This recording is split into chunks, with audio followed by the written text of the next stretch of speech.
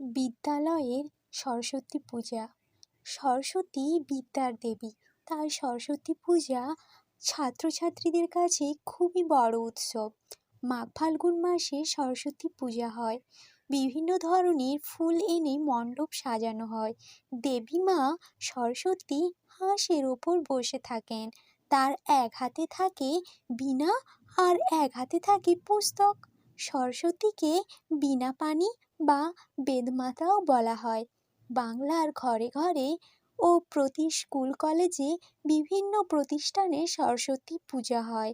আমাদের বিদ্যালয়ে প্রতি বছর আমরা জাঁকজমক করে সরস্বতী পুজোয় আরাধনায় ব্রতী হই। আমরা দেবী প্রতিমাকে ফুল এবং রং কাগজ দিয়ে সাজাই। পুজোর দিন সকালে ছাত্রছাত্রীরা নতুন জামা কাপড় পরে দেবীর পায়ে পুষ্পাঞ্জলি দেয়। সরস্বতীর প্রণাম মন্ত্র: নমো সরস্বতী মহাভাগে বিদ্যে কমলোচনে বিশ্বরূপে বিশালাক্ষী বিদ্যাং দেহি নমস্তুতে।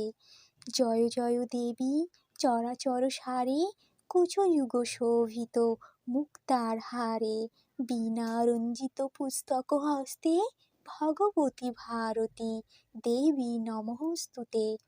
পুজোর পর মায়ের অঞ্জলি দিয়ে আমরা প্রসাদ খাই।